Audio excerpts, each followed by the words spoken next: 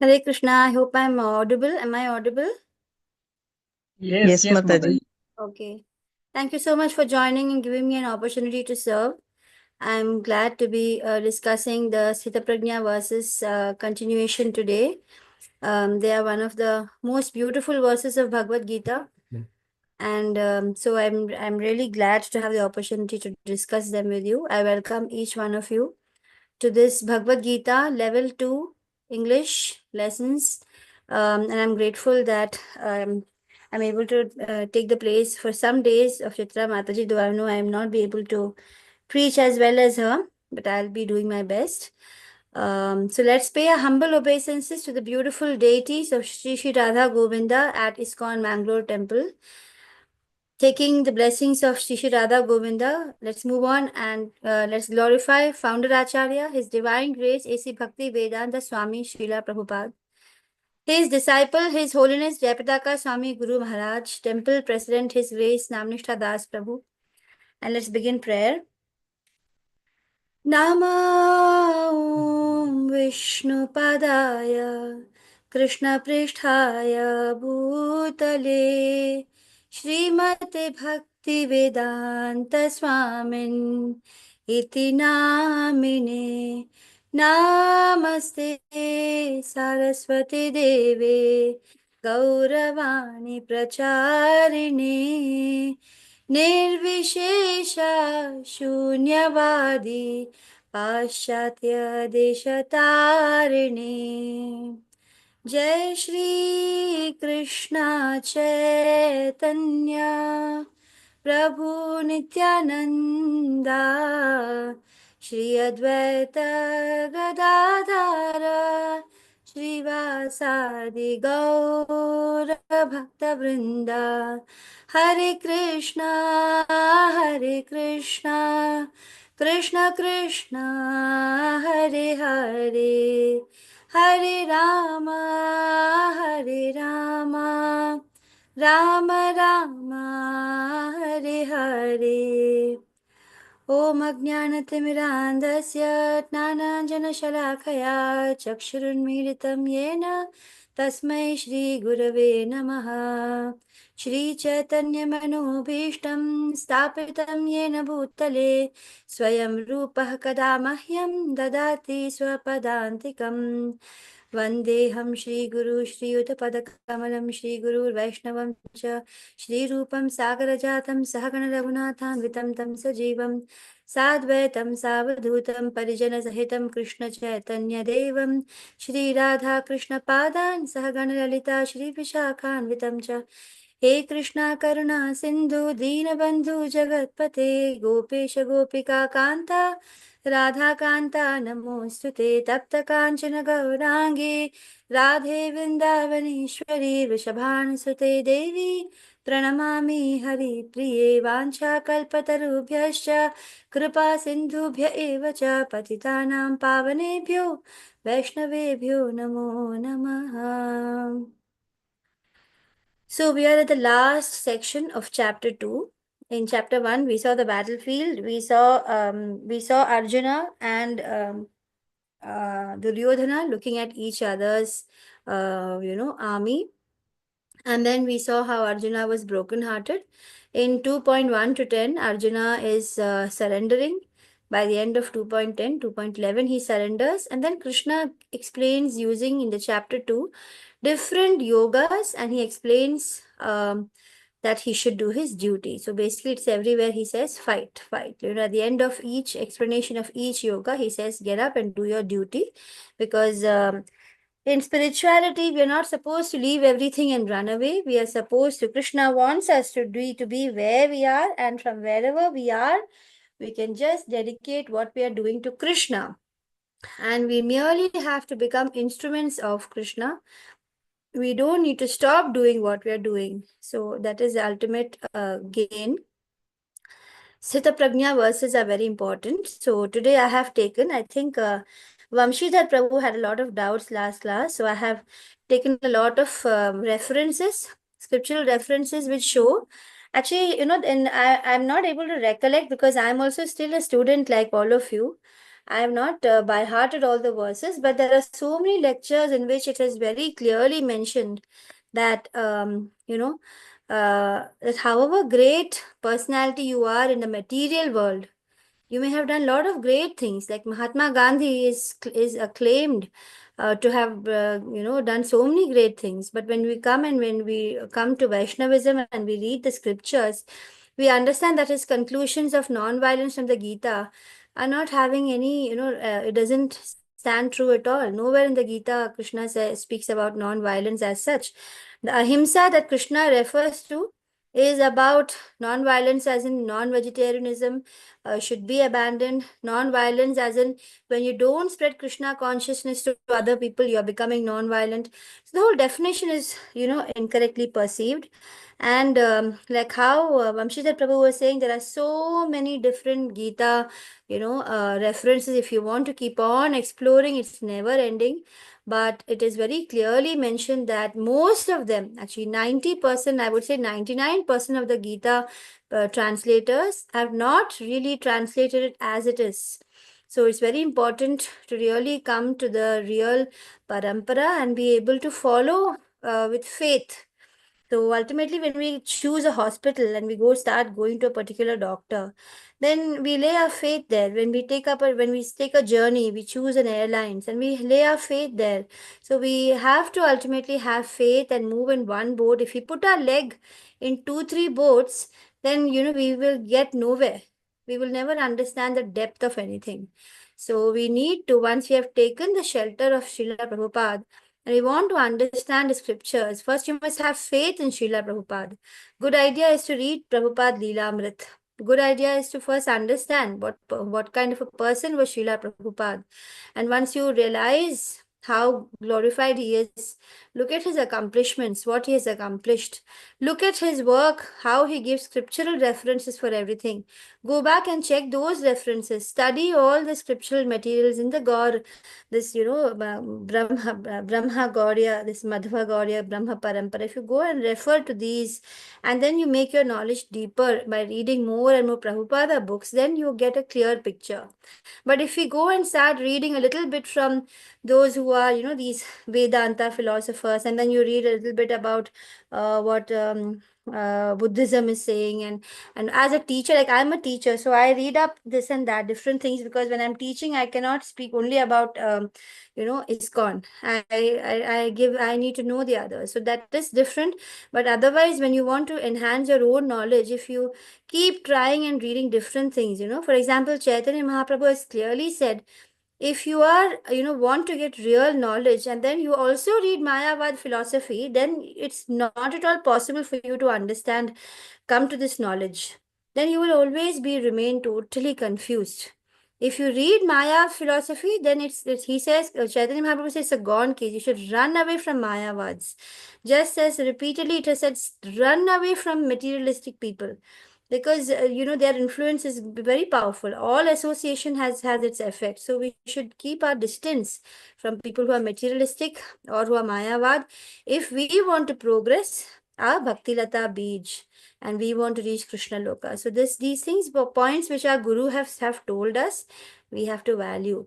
So I'll just go in answer to Amshidhar Prabhu's questions and Loknath Prabhu. I think so. You all have a very soft corner towards Ratan Tata, and that's why the whole communication happened. There are lots of great people whom we may admire a lot, but in terms of Krishna consciousness, we can just look at scriptural references and understand what exactly is Mahatma. So, although we say Mahatma Gandhi, we hear from many great ISKCON philosophers, ISKCON great devotees, that it doesn't match the definition of a Mahatma. So we just go through some of these, famous quotations from the Gita, famous verses. Yat karoshi yadashnasi yat juhoshi dadasi yat tapasyasi kaunteya tat kurishva madarpanam. So here Krishna is very clearly saying that, instead of doing things for different people, oh, I'm going to the orphanage and giving lot of, he doesn't say go to the orphanage and give them a lot of things, go make big industries and give lots of people job. He doesn't say that. He says, whatever you do, whether you're doing it for the orphanage or whatever you do, whatever you eat, whatever you offer, whatever you give away, whatever austerities you perform, do that, O son of Kunti, as an offering to me. So Srila Prabhupada is explaining that you have to offer the activities to Krishna unless you have that God consciousness, if not Krishna consciousness, at least God consciousness. Only then, only and only then you can become free from the bondage of karma. Otherwise, you will go to higher planets. That's what I was explaining yesterday. I tried to explain in, several times, but now I'm trying to find scriptural references. Actions performed without this consciousness is very clearly given. If you perform actions, whatever great actions you're performing, but you don't have Krishna consciousness, you're not conscious of God, then it will further bind you to the material world.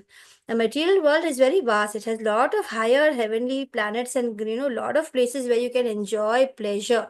Like how you can see in this Islamic philosophy also, they keep saying you can enjoy, so many women and so much of wine and whatever, so many pleasures. So those are there. It's not they're not there, but they are in the higher planets, and some people are happy with that. They would like to perform a lot of good deeds and go to those higher planets and enjoy higher sensual pleasures, but then it is again temporary. They have to come back. It's a material world again. Unless you are offering your activities to Krishna, you will be bound in the material world. Now let's look at verse 3.9, where Krishna says your work should be as a sacrifice for Vishnu. So whatever work you do, great work, you're doing super great work, but it should be as a sacrifice to Vishnu. So Krishna says, Yajnarthat karmano nyatra lokoyam karma bandhanaha tadartham karma kantaya mukta sangha samachara. When your work is done as a sacrifice for Vishnu, that's how it has to be performed. It's so clearly given. Otherwise, work causes bondage in this material world. I mean, Krishna is repeating and so clearly. You don't need to say, okay, Srila Prabhupada is explaining differently. You can just look at the Sanskrit and little common sense. It's clearly given that if your work is not offered as a sacrifice for Krishna, that is without consciousness of God, then it is definitely going to cause bondage in the material world. So Prabhupada, he emphasizes and clarifies again in the verse 3.9 that unless the work you do is performed as a sacrifice for Vishnu, it binds you to the material world, and therefore you have to perform what you do for satisfaction of Supreme Lord. Should be always in the mind, 24/7. That is only Krishna consciousness. So when talk about Sthita Prajna verses, basically it is only Krishna consciousness, nothing else. Again in 18.67, Krishna talks about the ultimate surrender to Krishna. Sarvadharman parityajya. Sarvadharman parityajya mamekam sharanam raja. Aham tvam sarva papebhyo mokshayishyami ma shuchaha. Abandon all varieties of religion, sarva dharma, whatever different things you think, this is my duty, that is my duty, I must help the people, I must serve the poor, I must go and help different people, or I must create orphanages, I must build hospitals and schools, so many things. But then you need to surrender to Krishna, and Krishna will deliver us from all sinful reactions, because otherwise whatever we do, it will have some kind of binding reactions. But if you surrender to Krishna, you don't have to fear. Krishna is giving you the guarantee in the Bhagavad Gita, which is our scripture. Bhagavad Gita is spoken by the Lord himself. And then if we cannot value that, then there's no point. If you want to say that, oh, this is some interpretation or something, then there's no point in being, in following this Bhagavad Gita. You want to follow the words what Lord Krishna is saying, it's very clearly, he gives you guarantee. Ma Shuchaha, why are you afraid? Just surrender to me. The verse is considered the essence of the Gita. Prabhupada explains that once you surrender to Krishna, it's the highest duty. It will surpass all other forms of dharma. So that's all you need to do. Then we have in the Srimad Bhagavatam 1.5.12 that knowledge without devotion is useless. If you have lot of knowledge, you may have knowledge of self-realization, even though you're free from all material affinity. I remember Loknath Prabhu was talking about how some great people, just not only Ratan, but so many people have no material life. They're not doing it for selfishness at all. They're selfless and does not look well. But yet, even however selfless it is and great, free from all material affinity, it will not look well if it is devoid of a conception of the infallible God. If you're not having the concept of God and you're fully selfless, you're doing all your work for other people, your life is dedicated to the world, but you don't have the conception of God. What then is a use? No use, useless. He says, Krishna says in this verse of Bhagavad Gita, Bhagavatam, what is the use of fruitive activities, which are naturally painful from the very beginning and transient by nature if they are not utilized for the service of the Lord? So Prabhupada is clearly saying that activities and knowledge, however great your knowledge is, however great your activities is, if it is not connected to Krishna, so clearly given in absolutely, so clearly that it is of no value, zero value. Devotion to the Lord is essential for true benefit. That's why we have to understand we are so lucky to come to this platform of Krishna consciousness and able to understand the scriptures, because these scriptures get revealed only by our own, some of it by our punya and some of it by Krishna's grace. Otherwise, we won't have this knowledge open to us. You tell me how many people get to hear this, and how many people, even if they hear this, they can understand this. They will not even understand it. It will not enter their heads only because they're not ready for it. So we have to be very blessed and grateful that we are getting this information, that all we need to do is connect to Krishna. That's the whole Sita Prajna verse is only talking about that. Mad bhaktim labhate pamso mad prasadam na samshayah madanyat tena kamshanti shuddha sarva upadravaha. So Krishna says, by my mercy, the living beings gain bhakti unto me. We get bhakti only by Krishna's mercy. Everyone cannot get Krishna bhakti. And once person gets purified, such a person desires nothing but Krishna. So you don't desire anymore to serve people and get lot of punya. You don't desire to, give up all material things and have a life of sacrifice for your family and for your nation and for the world. You don't desire fame. You don't desire richness. You don't desire moksha. All you desire is service to Krishna. Total selflessness, right? I said like yesterday also, anya bhilashita shunyam. ज्ञान कर्मा अन्याभिलाषिता शून्यम ज्ञान कर्मादनावृतम. So it is even free from knowledge and fruitive activities. The Lord explains that through His mercy only you can attain such service, which will lead to complete purification. Complete purification is when you have exclusive desire for Krishna and nothing else. You don't want fame. You don't want to do service to all the people in the world and get known as someone who is, who has become so selfless. You just want to serve Krishna. That's the only goal. Then in the Srimad Bhagavatam 1.2.8, it says again so clearly in this verse, Dharma svanushtita pumsam vishvaksena kathasu yaha notpadayed yadi ratim shrama evahi kevalam. Shrama evahi kevalam. It's only useless labor, waste. Shrama eva. So it's not that, doing service to others is bad and you should not do, nothing like that. That is the fourth level. In the chapter 12, it comes, you do. If you can't think of Krishna, fine, do good to other people. Right? That is one of the things, steps of becoming a good person or moving upwards. But then the topmost in the ladder is you reach only with Krishna. So here it is given in the translation of this verse from Srimad Bhagavatam, Canto 1, Chapter 2, Verse 8. The occupational activities a man performs according to his own position are only so much useless labor if they do not provoke attraction for the message of the Lord. The Prabhupada says that any work, regardless of how dutifully it is performed, is a waste. Why is he saying it's a waste? Because it will again lead you to get more and more bound in the world.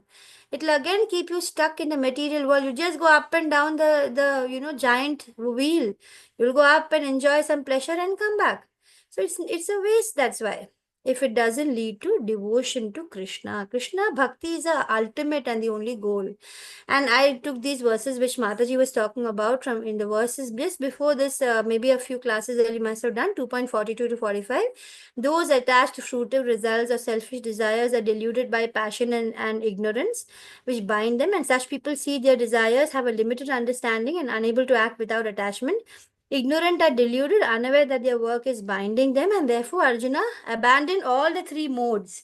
This is what Mataji was saying. Be above even Sattva Guna. Don't get stuck in Sattva Guna. So in 14.20, it is mentioned, when one is transcendently situated beyond the modes, then he is Nishtraigunya, above Sattva Guna also, above all the three gunas. And that is possible only and only by Krishna consciousness. So the conclusion is that Bhakti is the supreme goal. Translation is that selfless actions, karma, when disconnected from Krishna, do not lead to liberation.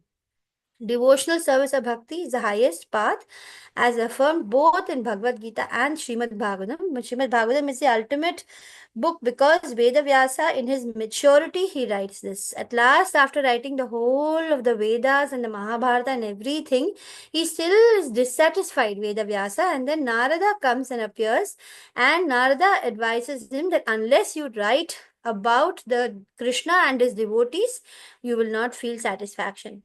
And that is why Srimad Bhagavatam is the essence of all the Vedic scriptures. So surrender to Krishna and performing all activities for Krishna's pleasure is the essence of all spiritual life. Yes, Loknath Prabhu, you want to say something? Yes, Mataji, devotional service means suppose that I am doctor, so I should leave this occupation and go in bhakti. No, devotional service means you're a doctor. You take care of your patients, but when you're taking care of your patients, you Okay. do it with your mentality that I'm doing this for you, O Krishna. And whatever you earn money as a doctor, you spend, ideally, the ideal amount is 50%. You spend 50% of it to further the Krishna conscious movement, for the Krishna conscious knowledge.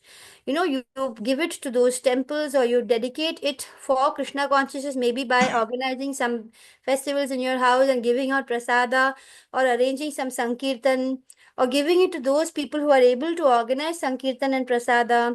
So you don't have, that's what I just now said, you don't need to leave what you're doing. Krishna is telling nobody to leave. Arjuna wanted to leave his fighting and go run and sit and meditate in the forest. So, And Mataji, he also please, got confused.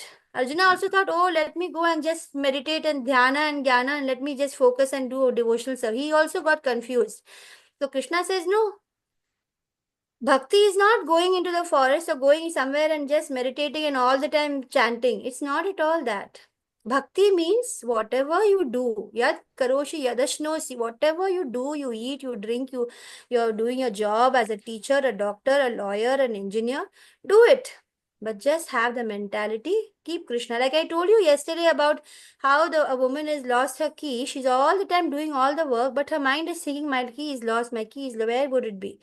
Similarly, you do all. The doctor is doing his doctor profession. He's taking care of the patients. He's doing everything nicely. At the back of his mind, he's always thinking of Krishna. And whatever money he earns, he knows that whatever money I'm earning with my effort, I'm dedicating 50% to Krishna's service.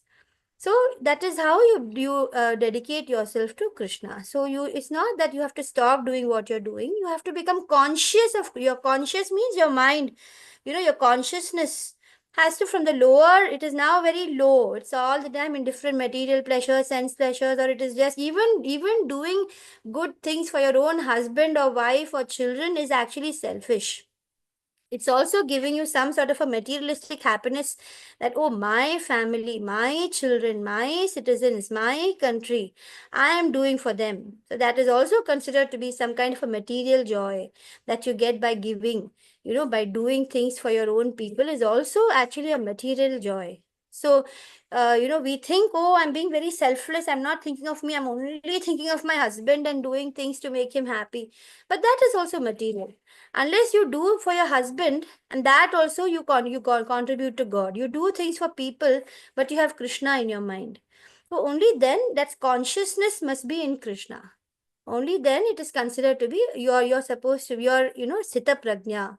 Otherwise, you are just like anybody doing all your different, duties. People will do different levels and different kinds of duties as per their understanding and their own mental concoction. What they think is great, accordingly they will do. Yes, Prabhu, shall we move on now? Oh, yes, Mataji. Yes, Hare Krishna.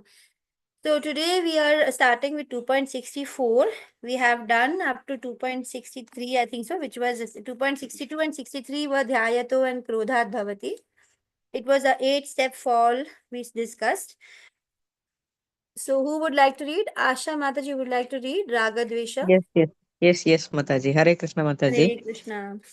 रागद्वेष वियुक्तेस्तु विषयान् इन्द्रियाचरन् आत्मवैश्वर्य विधेयात्मा प्रसाद अधिगच्छति. But a person free from all attachment and aversion and able to control his senses through regulative principles of freedom can obtain the complete mercy of the Lord. Hare Krishna, Mataji. Hare Krishna Mataji. So I think in this verse, Vidheyatma is very important. Vidheyatma means you're having freedom, but it is regulated. You're not just going after any kind of pleasure which you want, and you're free from raga dvesha, attachment and detachment. You don't feel attached or detached towards any material things. You're free from that. A person who is free from that. Vishayan Indriya Charan Atma Vishaya Vaisha Vidheyatma. So basically, a person is free from attachment and aversion, plus he's able to control his senses and he is regulating his freedom. He's through following the regulative principles, and then he obtains the prasadam. Here, prasadam means mercy. Adhigachati means you get. So you will get the mercy of the Lord when you are no more having any duality. The most difficult thing is to conquer is this mind. The mind is a one which is constantly saying, I like this, I don't like this, I like him, I don't like him, this is good, that is bad. So constantly the mind will tell you that. But once you are controlling your mind, then you control your senses, because the mind is higher than the senses, and plus you're following the regulative principles, then immediately you can get the complete mercy of the Lord. So that is what Krishna conscious person is concerned only with satisfaction of Krishna. And if Krishna wants, the devotee can do anything which is, ordinary and undesirable. And if Krishna does not want, he shall not do that which would have ordinarily, he would have done for his own satisfaction. That means he only wants to do things for Krishna. So that is what this verse is saying. In 2.65 and 2.66, I just read out the verses and then someone can read out the translation. The verses are not given here. प्रसादे सर्वदुःखानां हानिरस्योपजायते प्रसन्नचेतसा ह्याशु बुद्धिः पर्यवतिष्ठते. That is 65, and 66 is Nasti buddhirayuktasya nacha yuktasya bhavana nacha bhavayatah shante ashantasya kutah sukham. Yeah. So who would read the Hare translation? Krishna, Mataji. For one thus satisfied in Krishna consciousness, the threefold miseries of material existence exist no longer. In such satisfied consciousness, one's intelligence is soon well established. That is 2.65. One who is not connected with the Supreme, that is, in Krishna consciousness, can have neither transcendental intelligence nor a steady mind, without which there is no possibility of peace. And how can there be any happiness without peace? It is 2.66. Hare Krishna. Thank you so much. So yesterday I was talking about dharana, dhyana, and samadhi. Yes, in that context, I was talking about the lake, which is constantly being disturbed by ripples. If you remember, so when your intelligence is established, that means the lake of your mind is in perfect peaceful situation. So like in Patanjali, there's a definition of yoga which says chitta vritti nirodha. So chitta is where your awareness, your consciousness, your mind is like a lake. And we are able to see Krishna, the moon of Krishna we can see in that lake of our mind if it is very still. It should not be disturbed by different ripples.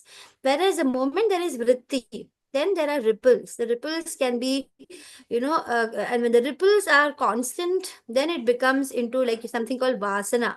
Vasana is when you have a strong tendency for something. You're constantly, the ripples are so repeatedly happening that now it becomes like a habit. And when vasana is there constantly, then it will become into sanskars, it will become into a culture, and it will become into a propensity. So what we have to do is ultimately this whole vritti or the ripples in the lake of our mind should be nullified so that our mind becomes calm. Like, it should become a calm, no disturbances of I like this, I don't like, nothing, it's like so calm. And then only we will be able to focus and be able to understand Krishna. And otherwise we cannot see Krishna because our mind is full of ripples. How can we see Krishna? Similarly, suppose the sunlight is then we use a lens, right? So if we take a lens and we try to find a focal point, if we keep on shaking the lens, from here and there, and we are so disturbed, we can't find the focal point. First, we have to make our hand very steady. And then we move the lens slowly up and down to find the focal point. Only then we are able to find, isn't it? So similarly, we have to first, practice to make our mind still. So that is what is when your intelligence is well established. So then, and that happens only when you are steady in Krishna consciousness. Then firstly, what happens?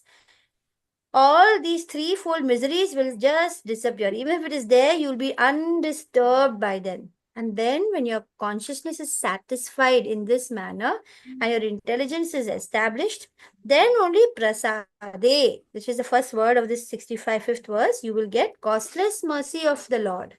Not that we deserve it. It's not that we have done some great thing and so we have got Krishna, not like that. Then we get Krishna's costless mercy, even though we don't deserve it. Krishna will give us his mercy so that we can get this ultimate knowledge. And in 66, which says one who is not connected with the Supreme, that is, you're not connected with Krishna. Again, Sthita Prajna verse, this is all about Krishna consciousness. You're not connected with Krishna, can not have transcendental intelligence. He cannot get spiritual intelligence because with a material mind, how can you get spiritual understanding? You won't get it. And when your mind is not steady, like I told you, then there is no peace. And if there is no peace, how is that happiness? That is why it is very clearly explained, and even in later on in chapter 5, in 29th verse also, Krishna says that one who understands Krishna is the only enjoyer. Bhoktaram yajna tapasa. If you're able to note it down and check out 5.29, it's a very beautiful verse which says, Bhoktaram yajna tapasam. What is that? Mother, you remember? Bhoktaram yajna tapasam sarvaloka maheshwaram. Yes. Suhridam sarva bhutanam jnatva mam shanti mrichati. This 5.29, no? It's a very important verse. You can note it down and learn it. So in that, Krishna says, I am the supreme enjoyer of all the Mataji, different which sacrifices. So was basically, whatever we do, it's a sacrifice, yajna and tapasa. Both of them, bhoktaram. Krishna says that I am basically the enjoyer. Then he says, Sarva Loka Maheshwaram. I am the Lord, the controller of all the worlds. So Krishna is saying in the Gita very clearly that he is a controller. Then he says, Suhridam Sarva Bhutanam. I am the dearest in everybody's heart. I am the dearest friend of every living entity. And Jnatva Mam, if you understand that this is what I am, that Krishna is all this, that he is a supreme controller, that Krishna is a supreme enjoyer, that Krishna is our very best friend. If we understand this, Jnatva Mam Shanti Mrichati. Such a person can only get peace. So unless you are able to understand that Krishna is your friend and you're able to keep him as a highest goal, uh, if you can't do that, there'll be disturbance. Only when you understand the how great Krishna is, and then you engage with whatever you do in relation with Krishna, and then you will find that you'll be already existing in Vaikuntha, which means you'll be in a state of mind which is completely peaceful with no worries because you've surrendered yourself to Krishna. So Krishna consciousness is basically a an automatic way of becoming peaceful and happy. And this is not possible without Krishna. And Krishna is saying it so clearly in the Bhagavad Gita. So, this is to understand that only when we connect ourselves with God, we can be peaceful. Otherwise, there is no possibility of having peace. We only imagine that it is peace when we are sitting and thinking that we keep our mind empty and it is peaceful. It's not. To be steady, have a steady bliss, we need to be with Krishna. So in this next two verses, 2.67 and 2.68, again, I'll just read it once and someone can read the translation. So 67 goes like this. Indriyanam hicharatam yanmano vidhiyate tadasya harati prajna vayurnavamivambhasi. 68 is tasmad yasya mahabahu nigrihitani sarvashah indriyani indriyarthebhyah tasya prajna pratisthita. Who would like to read? May I, Mataji? Yes, Janani Mataji, Hare Krishna. As a boat on the water is swept away by a strong wind, even one of the senses on which the mind focuses can carry away a man's intelligence. Therefore, O mighty armed, one whose senses are restrained from their objects is certainly of steady intelligence. Bhagavad Gita 2.68. Thank you so much, Mataji, Hare Krishna. Hare Krishna, Mataji. So what we can see in 2.68 is Tasmad Yasya Mahabahu. Tasmat means therefore. Yasya means whose. Mahabahu is Krishna is talking about Arjuna. Oh Arjuna. And he says Nigrihitani. That means controlling. Sarvasya, everything around Indriyani. All the senses, are being controlled from the sense objects. Tasya prajna pratishtita. He will have his, steady intelligence. But what happens in Krishna consciousness, you don't have to control all your senses and not enjoy it all, like I told you yesterday. You can forcefully, there are people like yogis, they will try to control all their senses. But instead of that, you can engage because, our senses are meant to be enjoyed. So if we don't and we forcefully stop them also, it doesn't help us. After some time, we give in. So the great yogis also, after some time, they are unable to control.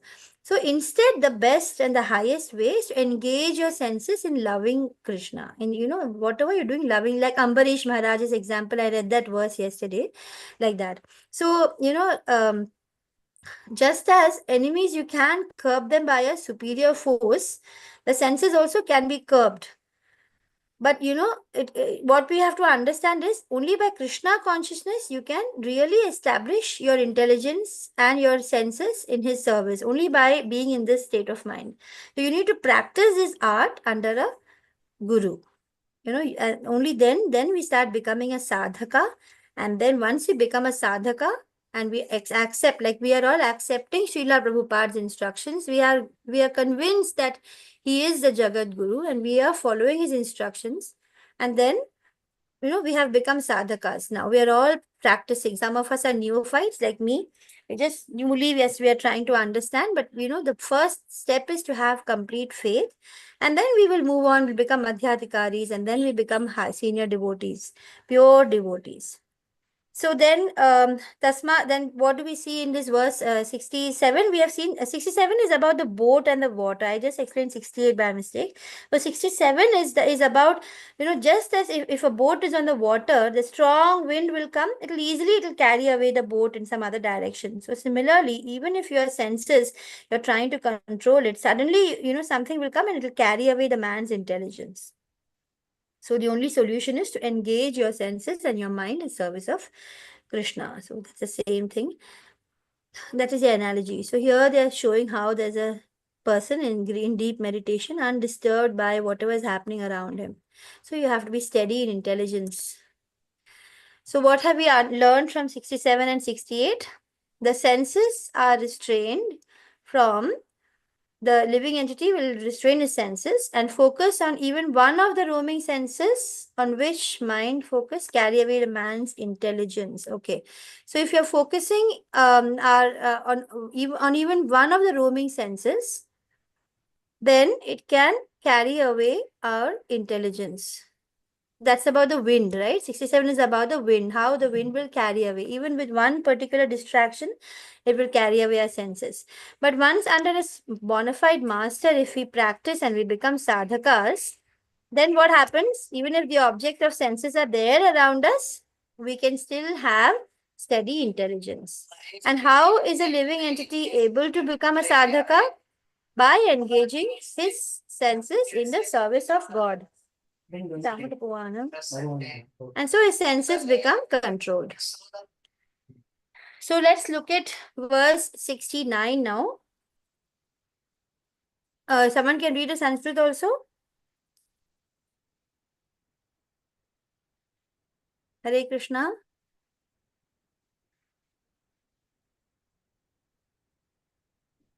Hare Krishna Mataji. May I? Yes, yes. Asha Yeah. Mataji, no? Yes. Yes. Yes, Mataji. Okay. या निशा सर्वभूतानां सदस्यं जागति संयमी यस्यां जागृते सबूतानि सा निशा पश्यतो मुने. Yes. So this is yeah, read the translation also, Mataji. This verse warns us about the two broad categories of people in the world, materialists and spiritualists. Both will be eternally be there. Even if the world is increasingly materialistic, reality remains spiritual and eternally. So sometimes when we see how materialistic the world is becoming, we may wonder if there is a point in my pursuing spiritual life. Bhagavad Gita tells us that majority of people will be materialistic and spiritualists will be a minority. Reality is on the side of minority. The ultimate reality of who we are is our spiritual identity. Our spiritual life is at the spiritual level of relationship with God. What is night for all beings is the time of awakening for the self-control, and the time of awakening for all beings is night for the introspective sage. It is 2.69 Gita. Hare Krishna Mataji. Hare Krishna, Mataji. So this, what you read from the below the shloka, no? This is from one of the Prabhupada lectures, and this one is on the right is a translation of this verse. So this is a very again significant verse. How things are so opposite for a spiritualistic person and a materialistic person. Right, so something which is so important for a materialistic person, like, oh my God, what's happened today in the news in the world? I must know who won this particular match. And for a spiritualist, this is all total good, nothing. It's not important because he has realized some higher taste. He has realized that ultimate goal of human life, is not to be embroiled in this world. So he has no more interest in all that. Whereas what is of interest for a spiritualist? Oh my God, I must finish my chanting. Oh my God, I must eat only prasad. If someone gives you something, oh my God, is this offered? Is this I want to eat only offered food. So the spiritualist, whatever concerns a spiritualist person, who wants to keep his mind fixed in Krishna, he wants to do manmana bhava mad bhakto. When Krishna has said, think only of me, he wants to follow that. He wants to follow the Krishna's guidelines in the Gita. So whatever he does, materialists will laugh at him. What is he doing? There is nothing of importance for the materialist. If I say, oh, I want to eat only prasad, the materialists will say, what is this crazy fellow? So they are materialists are totally opposite from spiritualists. They are like two poles apart. That's why it's like day and night it's been compared. So with the, if someone thinks that sense gratification going after them is a higher intelligence. They think that these people who are spiritualists, they're stupid. They're running after something which you're not even sure of. You don't even know what God, who knows if there is a God at all. And how can we believe all the scriptures? Maybe a person has only written, who is Krishna? Is he God? How can we say he's God? Maybe he's just a yogi. So this kind of doubts will come, and the materialistic people, they are so obsessed with the lusty desires of this material world, they cannot place their faith in the scriptures because the scriptures are telling them things they don't want to hear. Materialistic people, they don't want to hear because they don't want to come out of this materialistic pleasures. They want to run after materialistic pleasures. So they want to, not put their faith in the scriptures. Whereas a person who comes to spirituality, for him, once he has got that, basic self-realization, or he has understood his position as soul, and he has understood that his duty is to serve Krishna. For him, he will want to get up early. He wants to listen to the Mangalarti. He wants to do chanting. So he is finding happiness and joy and thrill in reading about the scriptures, listening to the Gita and Bhagavatam, and he goes on with his different self-realization activities, and he's undisturbed by the material reactions. So they are both like two sides, of a coin, like opposite. They are incomparable. So basically, this verse is talking about how these two broad categories are extreme opposites, and how one never understands the other. So as long as you have some materialistic lusty desires left, you can never they don't exist together. You cannot say, oh, I have these desires and I am also Krishna conscious. So of course for some time there is we are in the middle, sometimes here, sometimes there. So sometimes it is there that we are having some moments of materialistic desires, and sometimes suddenly we feel, okay, we should be spiritual. But then ultimately when a person is truly a spiritualist, then there is nothing materialistic about him anymore. He has stopped his whole interest in anything that is materialistic, because he has realized this is the only life he has to go back to Krishna. And it's not easy. Krishna is not cheap. You can't just suddenly, get him. Unless you have intense desire for Krishna, you can't get him. So Krishna also will not reveal to people who don't have that intense desire. So if you have the intense desire and you practice sincerely and you become a spiritualist, only then, and you give up anything that is materialistic, only then you can truly get to this Krishna consciousness and become a Sitadir Muni, or all these different terminologies we are coming across. Prajna, Pratishtha, all these things. So shall we move to the next one? Okay, 69 has a graphic representation. So like I just told you, any living entity you look at, no, they'll be either of any of these two classes of intelligence. Either their materialistic activities are mostly, bothering them, and they only want to work their whole life for sense gratification. And so they will do whatever they do is because they want some sense gratification. Whereas an introspective sage who is awake, that's why these great saints say Jago, even Swami Vivekananda, although he didn't, he was, he was a little bit of a Mayavadi, but he also, what did he say? Awake, arise, get up, right? So there's always this understanding that materialistic people are sleeping. They are lost in this material world. So the introspective sage, he is the one who is awoken, he's awake, and he, for cultivation of self-realization, and anything he does, he will, basic concept of surrender is when you accept things which are favorable to Krishna consciousness, and you reject from your life anything that is against your goal of attaining Krishna. So when your activities are all is towards your spiritual advancement, so activities are like day and night. You can see the difference.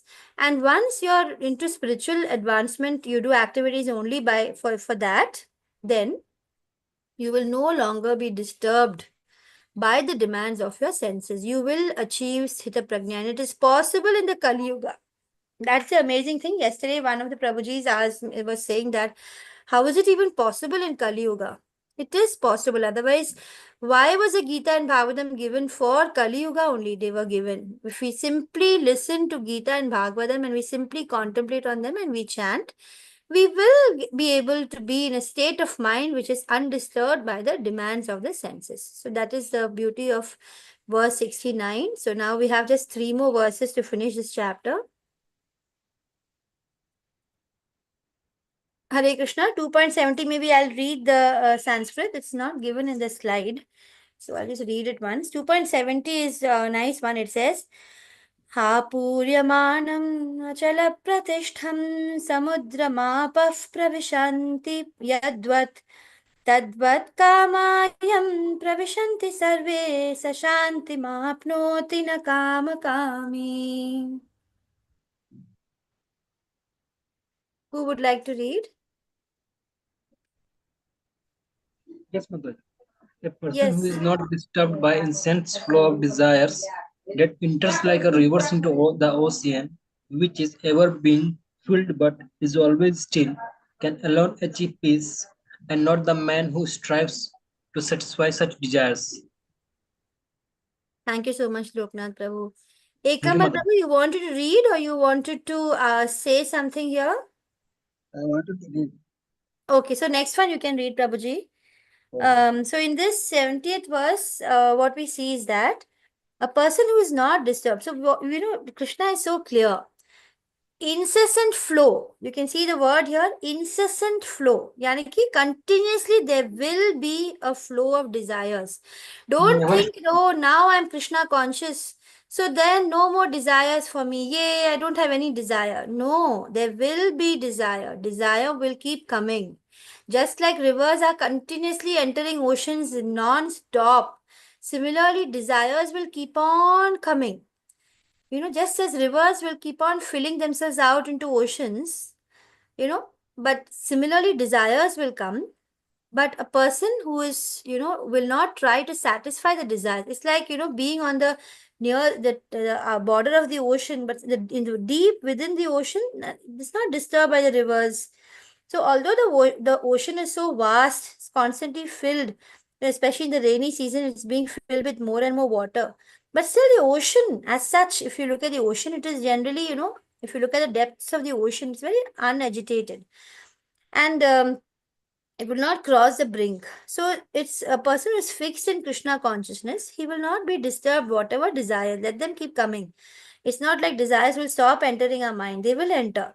But a Krishna conscious person will know how to convert all these into Krishna, into how to make it, towards his satisfying Krishna. So, as long as we are in the material body, this body has senses. The senses will get attracted to the different sense objects. So, what will a devotee do? Because of his constant practice of his chanting and his satisfying his senses with Krishna conscious activities, he will not be disturbed anymore.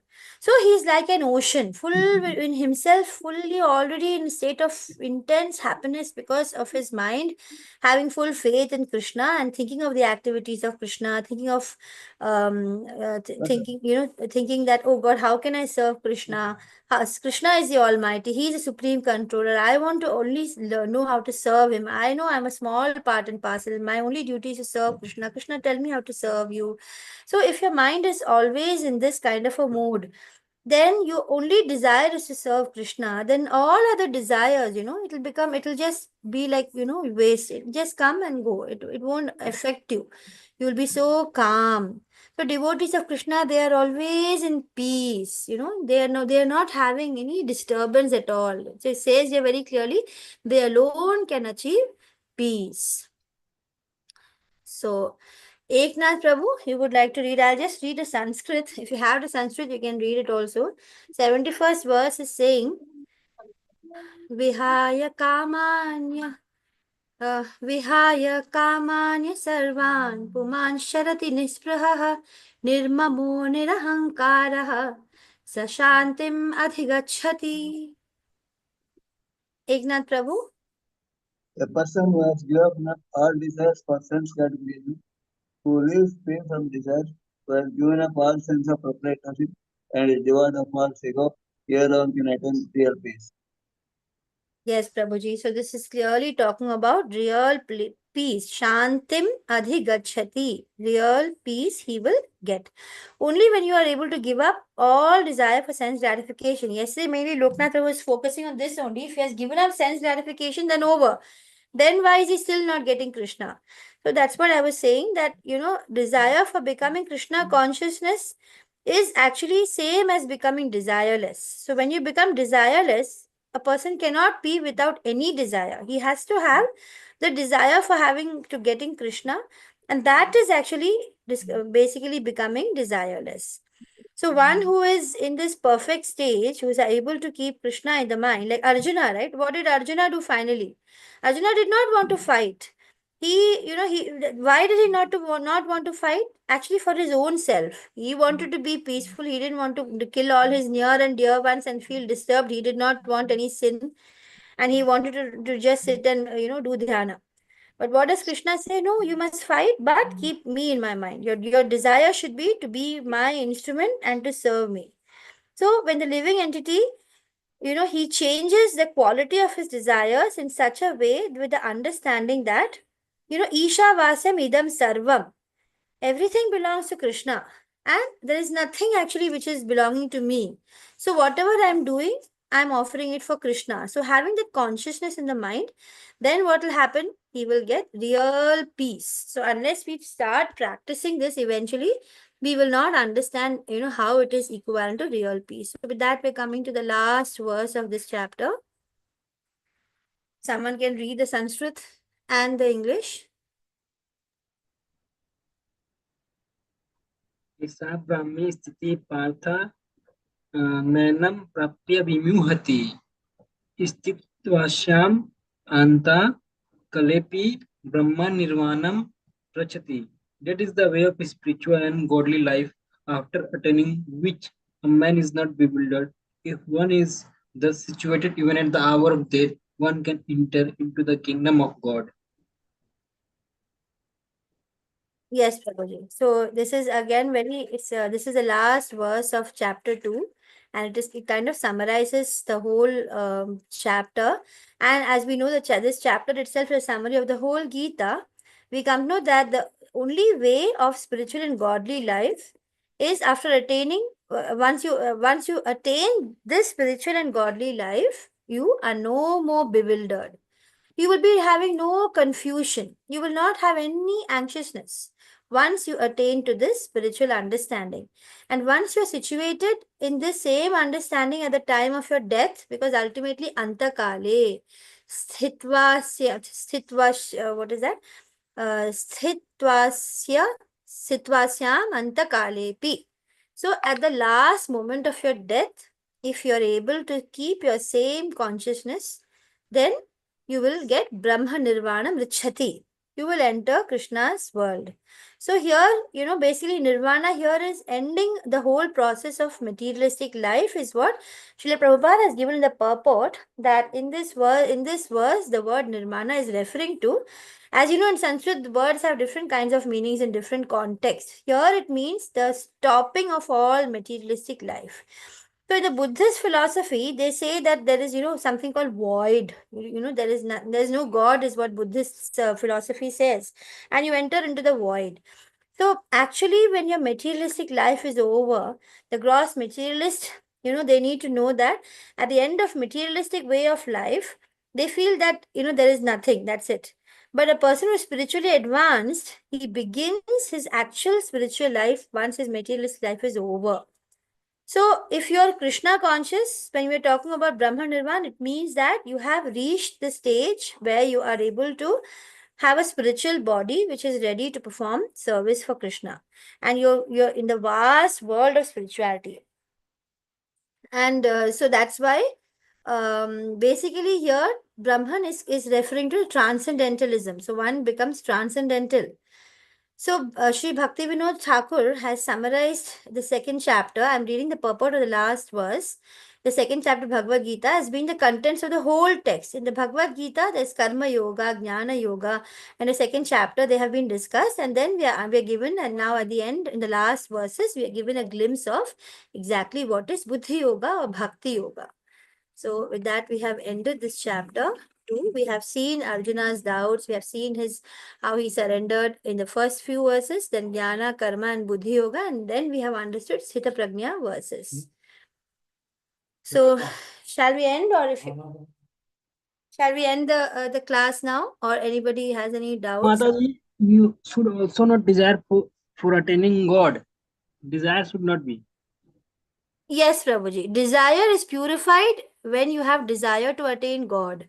So what in the Bhagavad Gita, what is being said is that desire for attaining Krishna should replace all other desires. You should have an intense desire to attain Krishna. You should have your love for Krishna and that feeling of separation from Krishna, that, oh no, I'm not actually with Krishna, I need Krishna. That desire is supposed to be pure. So you not having any desire is equal to having desire for Krishna. So when we say Anya Bhilashita means no other desire. So desirelessness means no material desire. But desire for Krishna is very much favorable. So when we say don't be anxious, then oh, don't be anxious about all these worldly things. But being anxious about, oh my God, I didn't do my chanting today. Oh, I've got to finish. Oh, I have not finished my reading for the day. Those are good kind of anxiousness. So there is something where all these things, even anger, like Hanuman he burned the whole Lanka. So someone may say, my God, such a horrible thing. He burnt a whole city which was golden and so beautiful and rich. But then if you look at it, it's a spiritual thing what he did. So all these negative aspects also, when it is purified with bhakti, then that is very much favorable, Prabhuji. So I'm ending the class today. Tomorrow, let me see, maybe we'll start the chapter 3, or we'll do one quick revision of chapter 2 and start chapter 3. Mataji will be back from Monday, I think, no? Chitra Mataji? Yes, Mataji. Yes, Mataji. Okay. Hare Krishna Mataji.